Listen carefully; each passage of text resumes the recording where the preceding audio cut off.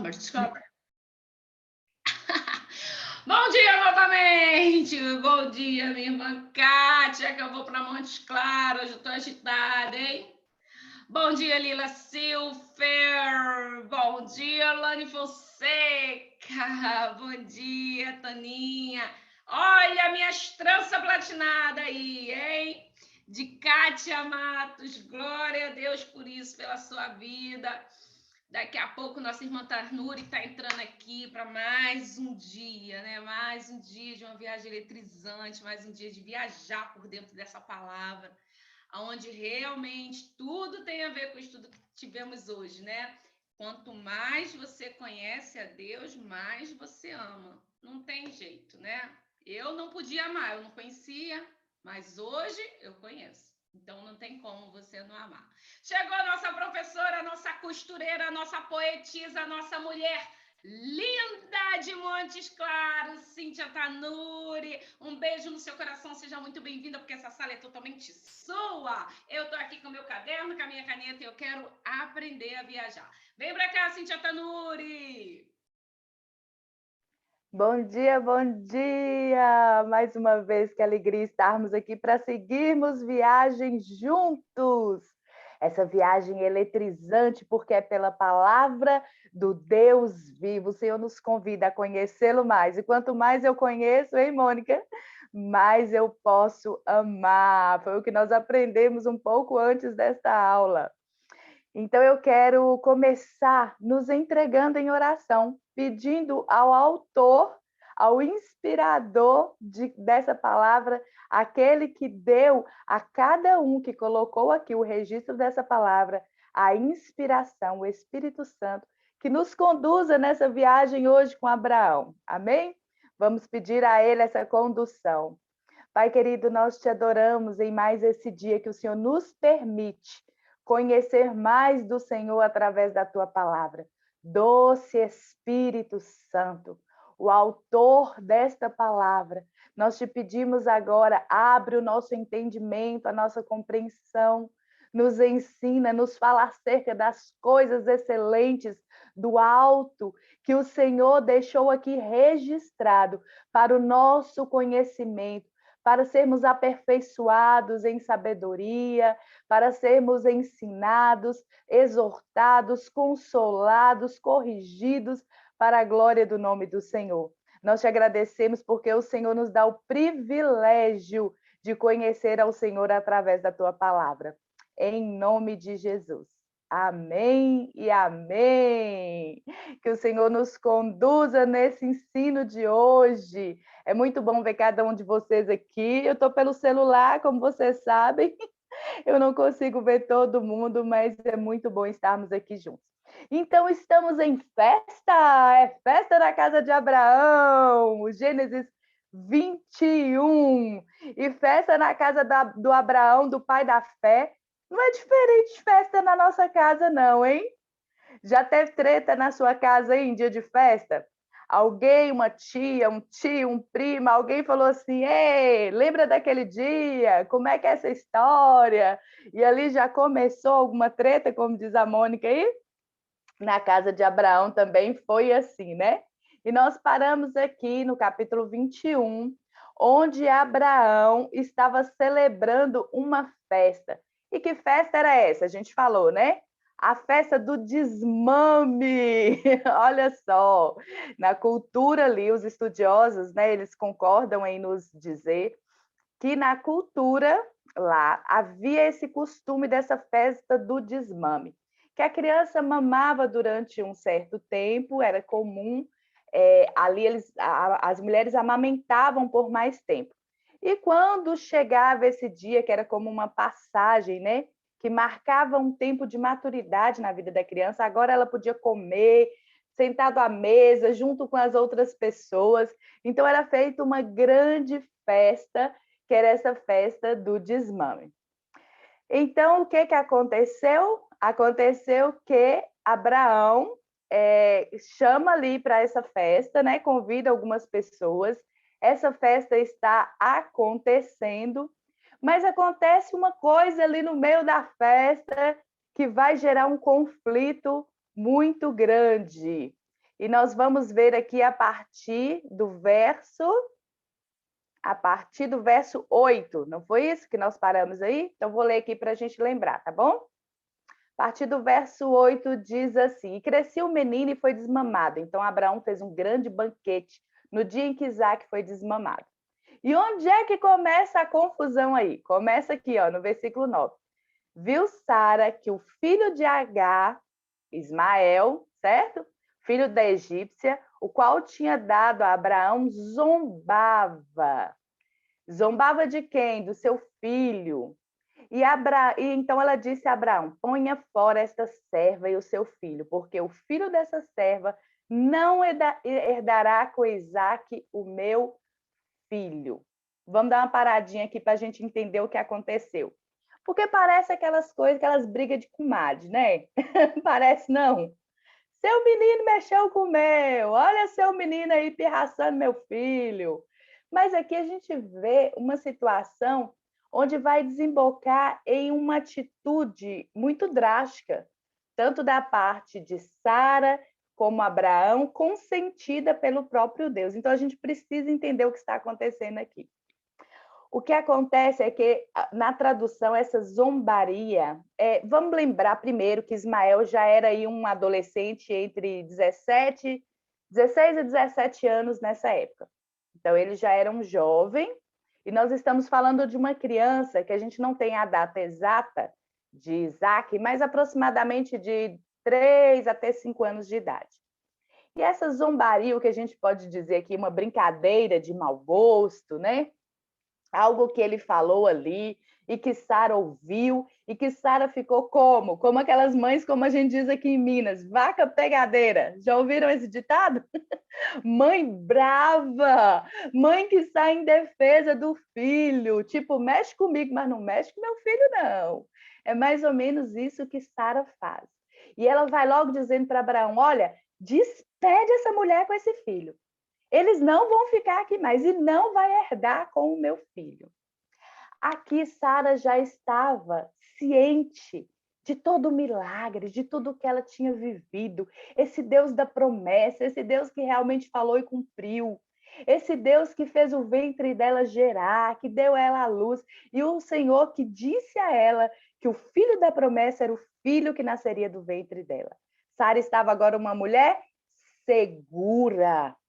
Uma mulher que sabia o seu lugar, que sabia que realmente o chamado de Deus na vida do seu esposo, a promessa se cumpriu e se cumpriu no ventre dela.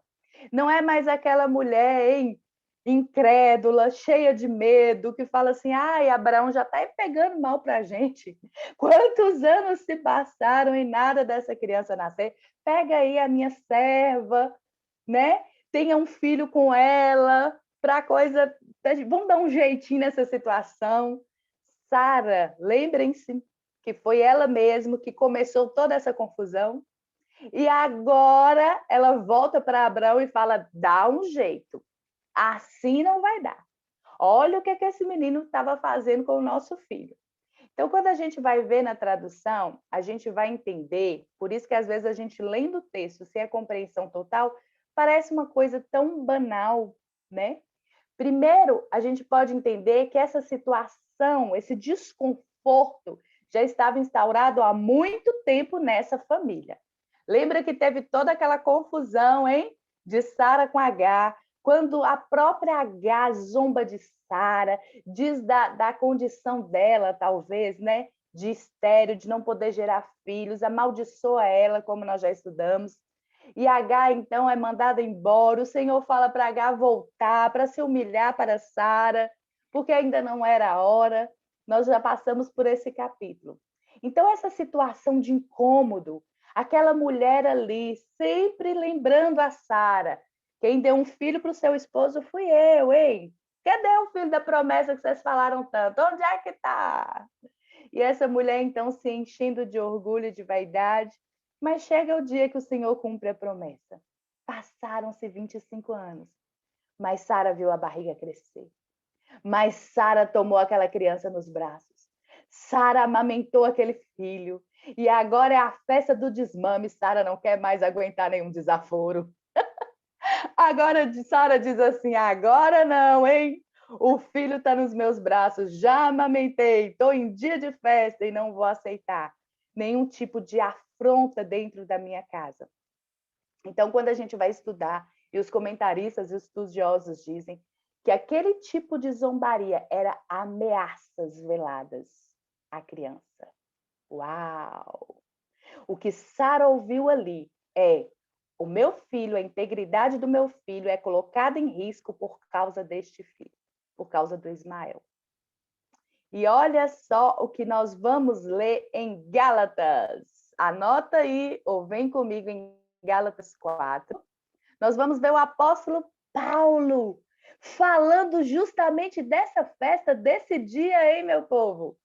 E ele vai dizer, ele vai falar, eu quero que você pegue aí em Gálatas 4, a gente vai anotar primeiro o versículo 22 e o 23, nós vamos analisar ele. Paulo vai estar falando aqui em alegoria. Paulo vai estar usando essa história, esse acontecimento, lá naquela festa, essa treta que aconteceu entre Sara e Agar no meio da festa, para fazer uma alegoria sobre os filhos da escravidão, ou os filhos da lei e os filhos da graça, do favor de Deus. E olha só o que ele vai dizer no verso 22 e 23. Porque está escrito que Abraão teve 2 filhos, um da escrava e outro da livre. Todavia, o que era da escrava nasceu segundo a carne, mas o que era livre, segundo a promessa. Então, Paulo começa a contar aquela história que a gente já sabe. Ele teve 2 filhos. Um era filho da escrava e outro era filho da livre, da Sara. E um deles, o filho da livre, era o filho da promessa. Então, Paulo está dizendo, o que Deus prometeu, ele fez, e o enfoque do Senhor está sobre aquilo com que ele se comprometeu.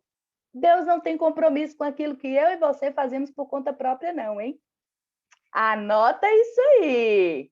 Ele tem compromisso com aquilo que ele estabeleceu, prometeu na sua palavra. Quando nós andamos por conta própria, para onde o nosso nariz aponta, Deus não tem responsabilidade com isso, não. Anota essa aí. Mas aqui no versículo 29 até o 31, Paulo vai continuar dizendo, vai esclarecer. Depois você pode ler essa parte aí toda, mas nós vamos saltar aqui já para o 29 e 31 para a gente entender o desfecho da história, o que Paulo está querendo explicar. E aqui no 29 ele vai dizer, mas como então aquele que era gerado segundo a carne, está falando de Ismael, perseguia. Olha aí, se na tradução da sua Bíblia você encontra esta palavra. É a original da tradução ali do grego. Perseguia o que era segundo o Espírito. E assim também agora é da mesma forma. Então ele diz, olha, aquele filho da escrava perseguia o filho da promessa. No versículo 30 ele vai dizer, mas o que diz as escrituras? Ele faz uma pergunta, o que está falando as escrituras? Lança fora a escrava e seu filho, porque de modo algum o filho da escrava herdará com o filho da livre.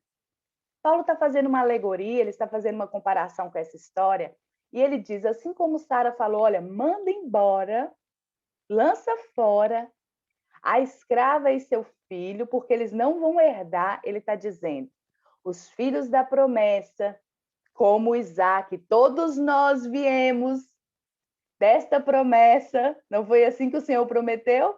Em Abraão, ele abençoaria todas as famílias da terra, nós seríamos o seu povo, e em Jesus a gente vê que essa promessa se cumpriu como um povo em toda a face da terra, o povo chamado de povo de Deus, não mais agora da etnia judaica, mas agora aqueles que creram pela fé, se tornam filhos de Abraão, pai da fé, de Sara.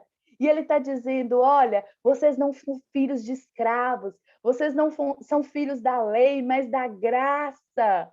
Assim como o próprio Isaac simboliza isso, o filho da promessa, a graça de Deus.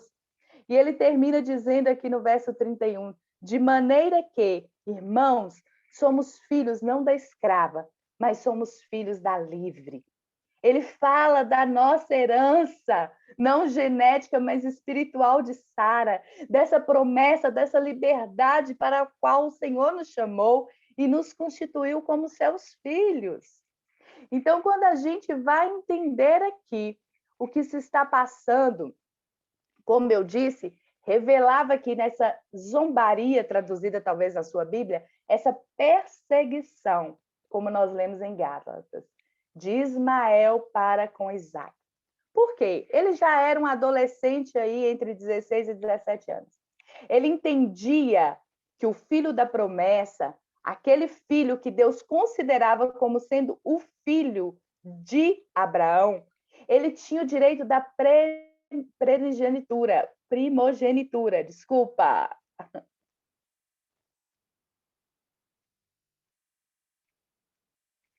Oi, gente, entrou uma chamada aqui. Travou? Congelou? Voltou? Tá tudo bem, Tanu. Entrou aqui uma chamada, deu uma travadinha.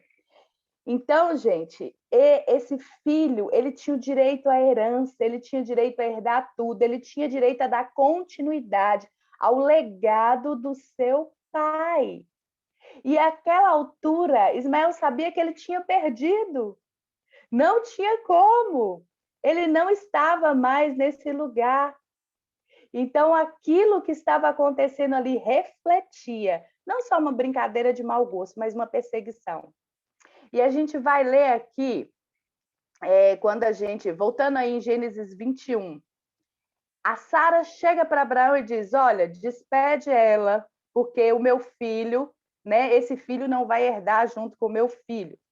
No verso 11, olha o que a gente vai ler. E pareceu esta palavra muito má aos olhos de Abraão, por causa do seu filho. Abraão falou: não precisa isso tudo. Ele é o meu filho. Abraão sentiu aquilo no coração, porque Ismael era o seu filho, sim. E ele já tinha convivido quanto tempo com aquele filho? Como é que agora ele ia mandar embora? Mas olha só que interessante, gente. O Senhor, em todo tempo, a palavra nos diz lá em Tiago, que Abraão foi chamado de amigo de Deus. O seu amigo também estava naquela festa. Deus se fazia presente naquela festa. Deus estava na vida de Abraão. Deus viu os momentos de angústia, de ansiedade desse homem esperando a promessa. Deus o fortaleceu em fé em tantos momentos. E Deus agora celebra com ele. Celebra com ele o nascimento do filho da promessa. Celebra com ele esse momento de desmame. E o Senhor vai falar com Abraão no verso 12, aí, dizendo: porém, Deus disse a Abraão: não te pareça mal aos teus olhos acerca do rapaz e acerca da sua mãe. Em tudo o que Sara te disse, ouve a voz dela, porque em Isaque será chamada a sua descendência. E o Senhor continua no versículo 13 aí. Mas também o filho dessa serva, dele eu farei uma nação, porque ele é tua descendência. Então o Senhor aqui intervém naquele momento ali, naquele conflito que Abraão estava no íntimo, no coração dele. Pensa comigo, gente, é difícil. A mulher chega para ele e coloca ele contra a parede. Ou ela ou eu, ou o filho dela ou o meu. Olha, não quero saber mais disso. Manda ela embora. Nosso filho está correndo risco. É mais ou menos isso que ela está dizendo. E esse menino não vai herdar junto com o nosso filho. Em outras palavras, Sara está dizendo, hoje foi isso. Amanhã o que é que pode acontecer, hein? A gente pode se lembrar do caso de Caim e Abel, de como terminou. A inveja, o rancor, o ressentimento de um irmão para com o outro. Terminou em um homicídio, o primeiro registrado na Bíblia. O que poderia acontecer com um jovem de 16 e 17 anos e aquela criança? Esse menino alimentando essa mágoa, esse ressentimento. Todo mundo fazendo festa para Isaac. Todo mundo dizendo, olha o milagre, chegou o filho da promessa, olha aí o herdeiro de Abraão. O que poderia ter acontecido, hein, gente? E o Senhor, na sua soberania, sabendo de todas as coisas, além do que os olhos de Abraão podiam ver, além do que a compreensão de Abraão podia alcançar, ele dizia, não, mas é muita maldade de Sara, como é que eu vou despedir? É meu filho. E o Senhor diz, faz, Abraão, faz o que a sua mulher te disse. E não se preocupe, eu vou cuidar dele. Ele é sua descendência, eu vou fazer dele uma grande nação. Mas o Senhor está dizendo, debaixo do mesmo teto, vai dar ruim, hein, Abraão? Em outras palavras, o Senhor está protegendo toda essa família, agindo com o seu amor maravilhoso, misericordioso. Alguém me perguntou assim, Cíntia, parece que Deus é muito injusto. Olha como ele age aqui. Não, pelo contrário, o Senhor é soberano, sabedor de tudo, e ele é muito amoroso e misericordioso. Isso aqui é a misericórdia do Senhor. Tanto para poupar a vida de Isaac, proteger, resguardar toda a promessa, a vida de Abraão. Pensa em uma tragédia. Pensa no sofrimento desse pai se acontece alguma coisa. E o Senhor preserva a própria palavra, aquilo que ele determinou, assim seria. E nada ia mudar isso. E é dessa forma que o Senhor se dirige a Abraão, tranquilizando, acalmando. Sabe aquelas horas que a gente está diante de uma decisão tão difícil? Já passou por isso? Você não sabe o que decidir.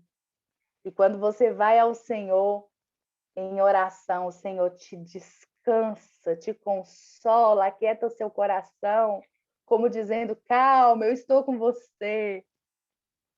Fica tranquilo, vai dar tudo certo. Alguém disse aqui, né, sobre a questão da obediência e depois ter as consequências. É isso aí. Eles estavam vivendo um momento dessa consequência, hein? Por terem lá atrás, não é isso? Lá atrás, né, Tânia? Eles fizeram essa escolha de dar um jeitinho aí, ó, tentando dar um jeitinho, e agora está a consequência aqui.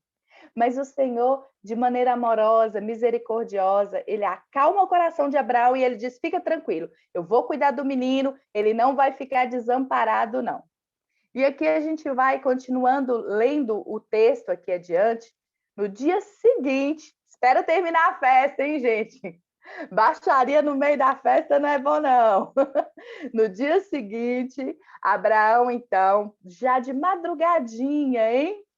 Ele toma pão, odre de água e dá para Agar, pondo sobre os ombros também do menino e despediu e fez partir aqueles que saíram errantes no deserto de Betseba. E aqui a gente vê uma cena muito triste, né? Abraão sozinho, a gente não vê o clã, a gente não vê Sara. Certamente ali depois da festa há uma conversa de Abraão com seu filho, depois que Deus conversa com ele, com Agar, e ele diz, nós vamos nos despedir. E aqui, então, Abraão supre essa questão aqui do pão e água, é um suprimento que ele dá. E alguém diz assim, nossa, mas Abraão só dá isso para Sara? A gente vai poder ver logo lá na frente, a gente ainda vai chegar no capítulo 25, hein, de Gênesis, Senhor assim nos permitir, e a gente vai ver que no capítulo 25 de Gênesis, é dito lá no versículo 6, depois a gente vai estudar com calma o capítulo 25, mas diz que Abraão presenteia todos os outros filhos, apesar de que é Isaac que tem a herança dele, mas ele presenteia. Esses presentes são provisões materiais mesmo que Abraão dá para os outros filhos. E vai dizer que no sepultamento de Abraão, no capítulo 25, nós vamos chegar lá, hein? Nós estamos aqui com Abraão em festa, mas no sepultamento de Abraão, os dois filhos vão estar ali para sepultar Abraão, tanto Ismael como Isaque. Então, a gente vai ver que, apesar de Ismael, é o entendimento dos estudiosos, apesar de Ismael ser despedido naquela hora, não viver mais na casa do pai, ali com Abraão, ele continua tendo esse vínculo, ele recebe provisão do pai e muito mais provisão do próprio Deus. Então, vamos seguir o texto aqui dizendo, no versículo 16, e foi assim, né? Aliás, no 15, vamos voltar no 15. Consumida a água do odre, o que aconteceu? Lançou o menino debaixo das árvores, Agar, né? Colocou o menino debaixo de uma árvore e foi assentar-se em frente, afastando-se a uma distância de um tiro de arco, porque dizia, eu não quero ver o menino morrer. E assentou-se em frente, levantou a sua voz e chorou. Agar está de novo naquela situação, lembra como da primeira vez? Ela está no deserto, ela está indo de volta, caminhando sentido ao Egito, E a água que ela tinha levado, essa provisão, o odre de água que ela tinha levado pelo caminho acaba. E ela diz: vamos morrer de sede. E ela coloca ele sentado debaixo de uma árvore e se afasta, né, a uma distância e fala: eu não quero ver esse menino morrer de sede. E começa a chorar ali em alta voz. E de novo, Deus fala com H. E eu quero abrir um parênteses aqui, porque as pessoas falam assim: ah, mas Deus não se importa com todas as pessoas, ele tem os seus filhos prediletos. O Senhor tem compromisso com aqueles que têm aliança com ele, sim. E o Senhor estende essa bondade, essa misericórdia sobre todos os que fazem parte disso. E aqui o Senhor fala com H novamente, e ele diz no versículo 17: eu ouvi a voz do menino. E bradou o anjo de Deus a Agar desde o céu. O anjo de Deus, o próprio Deus. Lembram-se que nós falamos que toda vez que a gente vê essa expressão na Bíblia está falando do próprio Deus? E ele disse: não temas, porque Deus ouviu a voz do menino. Eu gosto muito dessa parte, porque os estudiosos dizem que a mãe chorava escandalosamente. A mãe dizia: vamos morrer, acabou. Mas Deus ouve a voz do menino. Certamente aquele menino que conviveu com seu pai naquela hora, ele diz, ele fala, ele ora, ele chama por Deus, porque Deus ouve a sua voz. E o Senhor diz: não vai morrer não, não temas, eu vou cuidar de vocês. E no verso 18 diz: ergue-te, levanta o menino, vai lá, mulher, põe de pé e coloca esse filho de pé também e pega pela mão, porque eu farei dele uma grande nação. O Senhor está dizendo: eu não sou homem para prometer e mentir, eu já disse, farei dele uma grande nação e assim será. O Senhor relembra a ela também quem ele é, o Deus que ele é, o Deus que prometeu a Sara e cumpriu, o Deus que prometeu a ela também cumprirá o que ele disse. E ali mesmo no 20, né, vai dizer que, aliás, no 19, que Deus abriu os olhos dela e viu um poço de água e foi encher o odre e bebeu e deu ao menino. O Senhor abre os olhos dela. Eu creio que o Senhor mesmo preparou aquele poço, fez jorrar naquela hora um poço e abre os olhos e diz: vê aí, pode beber, fica à vontade. Essa é a provisão. O que eu falei, eu cumpri e ele não vai morrer. E o restante da história vai nos dizer na narrativa aí que aquele menino vai viver no deserto, cresce ali, casa-se com uma mulher egípcia que a mãe escolhe para ele. Ele se torna um arqueiro, um caçador, e dali nasce uma grande nação. E toda a descendência árabe, como a gente sabe, vem desse filho Ismael. O Senhor não deixou de agir com misericórdia e com provisão na vida desse filho, ainda que tenha sido dessa forma o nascimento dele, de uma forma em forma de desobediência ao que o Senhor tinha dito. O Senhor é misericordioso. Ele não quebra a aliança que ele fez com Abraão. E ele se preocupava com o coração de Abraão. Como é lindo isso, né? Saber que o nosso Deus, mesmo quando a gente, como a gente diz aqui, né, a gente pisa na bola, a gente faz o que não deveria, mas o Senhor, ele é tão misericordioso, o Senhor é tão amoroso, o Senhor é tão tremendo, que ainda assim ele se mantém fiel a nós. Ainda que a gente não permaneça fiel, ele, contudo, não pode negar a si mesmo e por isso permanece fiel. E o Senhor, então, cumpre ali, o Senhor se preocupa com o sentimento de Abraão, e o Senhor cuida de toda aquela situação. Poderia dizer, hein? Será que não poderia, Mônica? Bom, você arrumou a confusão, Abraão? Sai dela agora sozinho, hein? Se vira. Mas o nosso Deus não é assim. Ele é amoroso, ele é misericordioso, ele é bondoso. E ele está sempre nos chamando para um conserto. E ele está sempre dizendo: vem, eu te ajudo, eu te fortaleço, eu te sustento. Este é o nosso Deus. Quantos minutos nós temos aí, Mônica? Me fala aí para ver se dá para a gente continuar. 10 minutos, dá para a gente continuar aqui.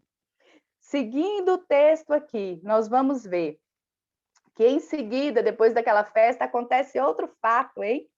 Agora entre Abraão e Abimeleque. Eita nome que faz minha língua enrolar. Abimeleque.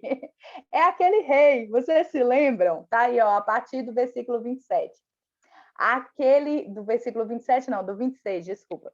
Aquele rei que Abraão diz para ele que Sara era irmã dele, e ele toma Sara por esposa, e o Senhor tem que intervir de novo. O Senhor sempre ajudando Abraão a sair das enrascadas.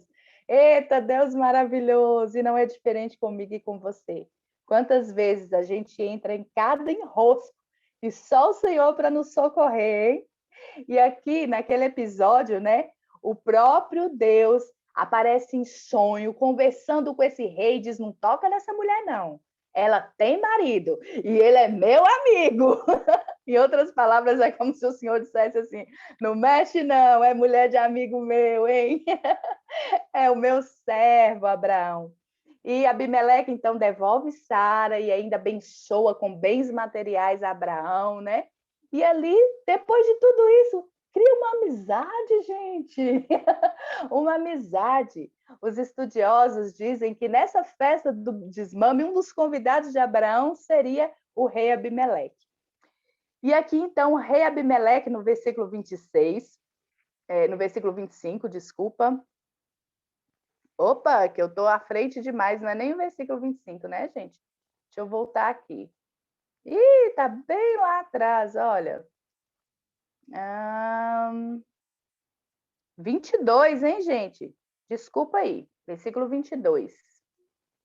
E aconteceu que naquele mesmo tempo, que Abimeleque, junto com o seu principal do exército, Filco, falou a Abraão dizendo: Deus é contigo em tudo que você faz. Abraão chega já, Abimeleque chega já diante de Abraão com essa conversa reconhecendo. Eu acho que Abimeleque ali durante a festa, vendo aquele homem de idade de 100 anos, aquela mulher de 90, no desmame do seu filho, diz: Deus só pode ser com esse homem. Primeiro ele teve aquela experiência do sonho, agora ele diz: olha só, era verdade, essa mulher gerou, esse filho nasceu, eu estou aqui nessa festa. Ele diz: Deus é contigo em tudo que você faz. Ele está reconhecendo que Abraão era um servo de Deus e que Deus o abençoava. E ele diz: agora faz um juramento a mim, Abraão, versículo 23, que não mentirás mais para mim. Abimeleque diz: olha, eu não esqueci não, hein? Você me enganou uma vez e eu quero te falar, não faça mais isso não. Me jura que você não vai fazer mais isso. Nem comigo, nem com os meus filhos, nem netos, a minha descendência. Nunca mais você vai me enganar, hein? E disse a Abraão: eu jurarei. Abraão certamente também estava muito arrependido daquele episódio, né?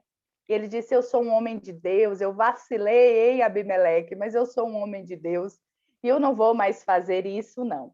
No verso 25, agora sim, 25. Abraão, porém, vai repreender Abimeleque por causa de um poço de água que os servos de Abimeleque tomaram à força de Abraão.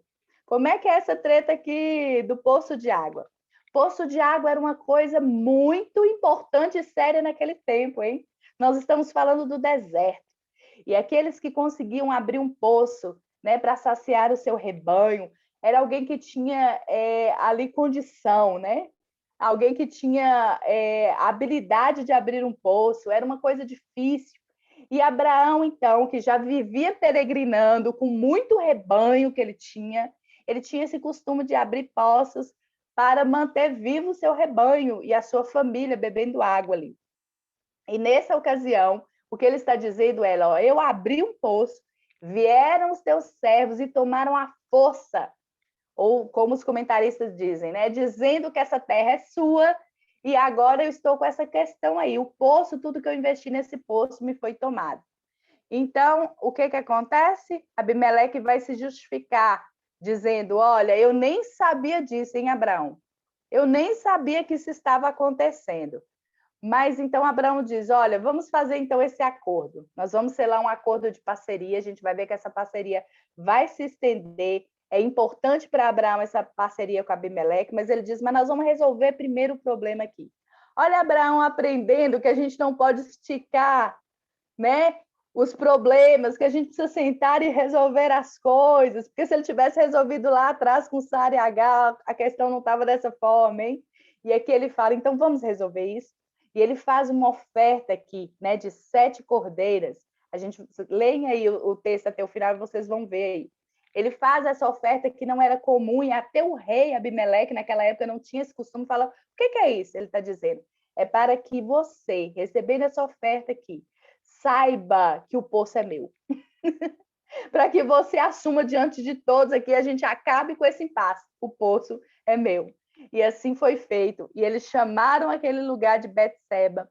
Eles costumavam dar nomes aos lugares de acordo com o que eles estavam vivendo, dizendo aqui houve um juramento, aqui nós selamos uma aliança. E depois disso, o verso vai dizer no 32, né? Que eles se levantaram e que eles celebraram essa aliança. E ali ele plantou um bosque e invocou o nome do Senhor, o Deus eterno. Abraão sempre encerrava todas as coisas dessa forma linda. E eu quero fechar a aula de hoje dizendo isso. Em todas as coisas ele reconhecia e celebrava o Deus eterno. E é interessante que aparece essa expressão agora na Bíblia. Ele já chamou o Senhor de tantos nomes, né? E aqui ele diz o Deus eterno, aquele que não tem princípio nem fim, aquele que é sabedor de todas as coisas. Este é o meu Deus. E ele ergue ali mais um altar e ele adora ao Senhor. E é assim que o Senhor deseja que a gente viva também, celebrando todas as nossas conquistas, as nossas vitórias, incluindo Ele, nos alegrando nele, reconhecendo que tudo é por causa dele. Ele é o Deus eterno, ele é o soberano, ele é o nosso abençoador, o nosso galardoador, aquele que nos ama, que com amor eterno nos amou e nos chamou para ele. Aquele que tem prazer em nos abençoar, em cuidar de nós, em nos socorrer, hein? Nos momentos de enrosco, de treta, de aflição. Aquele que é um amigo presente e fiel que vem em nosso favor, em nosso socorro. Nós podemos aprender muito com o pai da fé em todos esses momentos. Era um homem natural como eu e você, sujeito a falhas e a erro? Sim, e Deus não escondeu nada, não jogou nada debaixo do tapete. Mas era um homem que tinha o coração do Senhor, que amava o Senhor, que reconhecia a soberania do Senhor e o buscava em sinceridade. Que seja assim na minha vida e na sua vida em todo tempo, em tempos de angústia ou de celebração, que estejamos juntinhos dele, sabendo quem ele é na nossa vida e quem nós somos nele. Amém! Glória a Deus! Muito bom estar aqui com você, muito bom ter a sua companhia em mais essa viagem. E se eu fosse você, eu não perdia a próxima quarta na viagem eletrizante, hein? Vamos para o capítulo 22. Deus prova os seus servos? O que vocês acham? Prova ou não prova? E no 22 nós vamos saber o que foi que o Senhor pediu a Abraão e por isso ele, então, agora é reconhecido como homem de fé, o pai da fé, porque Abraão vai ser provado, mas vai ser aprovado. E esse registro entra para a história, hein? Para ensinar para mim e para você que vale a pena obedecer e servir a este Deus de amor. Ficamos por aqui. Até a próxima quarta, se o Senhor assim nos permitir. Amo vocês! Até a próxima.